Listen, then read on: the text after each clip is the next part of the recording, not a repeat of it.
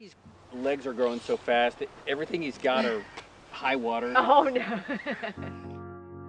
We had some friends that adopted from China, and we had met their children, and they're just wonderful, beautiful kids. And we wanted another child, and with China, the way it works is almost without exception, there are girls, or with a few exceptions, there's boys or special needs children.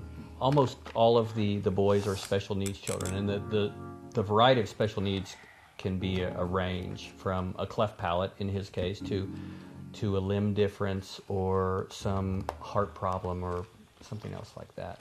through our friends at Love Without Boundaries, I was looking at a website that they had done from a recent trip to China where they were doing surgeries, and there was a little girl who had a cleft palate that I fell in love with. And so I was just hoping to maybe find her and adopt her, and had mentioned this to my agency and to our agency, Dylan, and they said, well, you know, we have this little boy who has a cleft palate, and he's on our waiting child list, which is the special needs list.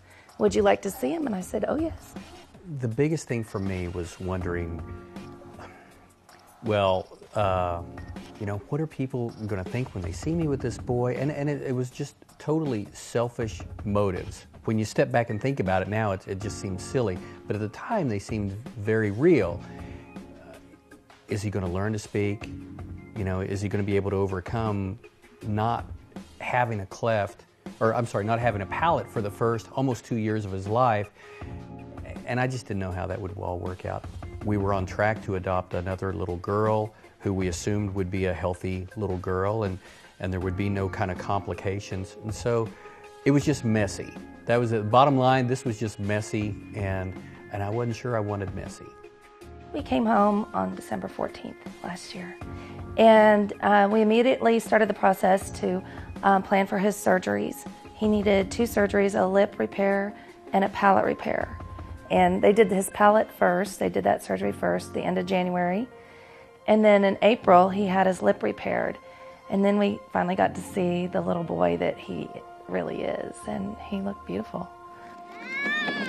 I'll tell you, okay, the most amazing thing that's happened is that he is clearly and without a doubt my son now. And a year ago, you know, I mean, I was just this guy, and his mom was just this woman who had stolen him from the only home he ever knew. Where he had been at his orphanage in a city called Pingliang, which is in Gansu province in northwest China, he'd been there since he was 3 days old.